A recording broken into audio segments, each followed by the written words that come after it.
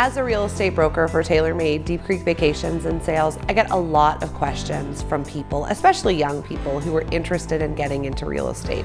I love talking about this career.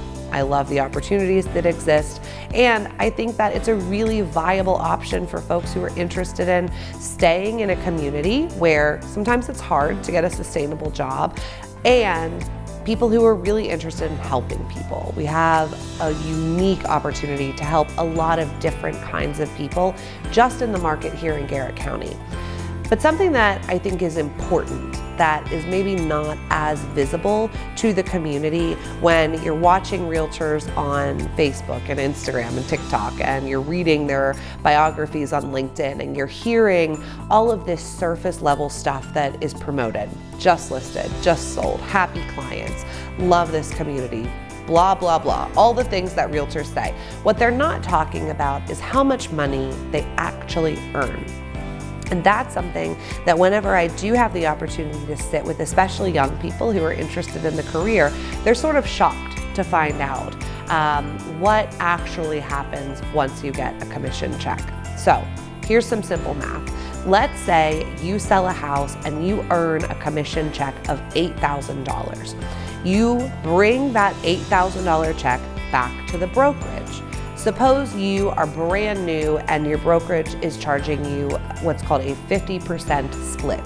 That means that as soon as you take that $8,000 back to the brokerage, if you are on a 50% commission split, you now have $4,000. From that $4,000, other fees may be charged. Admin fees, desk fees, things like that. If you're interested in the career, I can talk specifically with you about what TaylorMade offers. But again, just for simple math, let's say there are no fees and you have $4,000. Realtors, do not take that $4,000 check, put it into your checking account, and then go blow it on stupid stuff. So many times I've seen this happen, and hand to God, I've done it myself.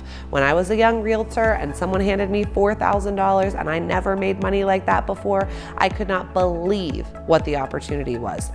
The truth is, from that $4,000, I'm an independent business owner, so I have to take that check and prepare to pay things like my taxes, my own insurance, my business expenses, any marketing expenses that I want to put into my business, client gifts, anything like that. No one's paying it for you.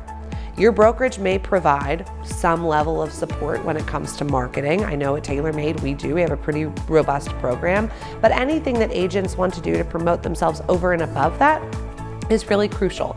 So let's break down those numbers. I'm not a CPA, but I would say plan to put away about 30% of every check for your taxes. Also, when we're talking about taxes, keep a really close eye on your expenses. Mark things as you go through your day, or at least at the end of each week. How much gas did you use? How many miles did you drive? Did you work in your home office, or did you work in the office that the brokerage provided for you? There's a lot of things that you should talk to a qualified tax professional about when it comes to what realtors can really use as far as a write-off.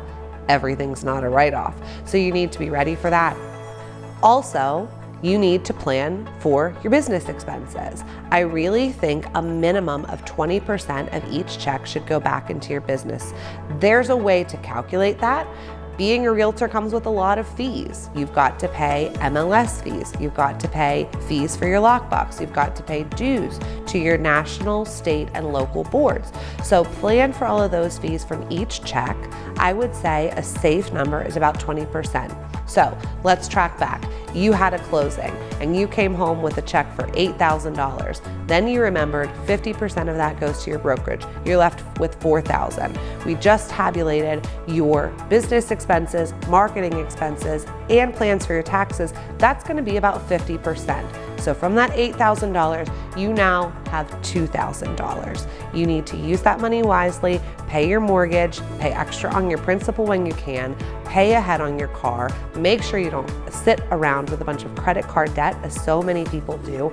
Make plans for that money, make it appropriate, plan ahead, and please, if you're considering getting into real estate, let's talk soon so that you can figure out what a realistic budget is for the money that you could make in this career.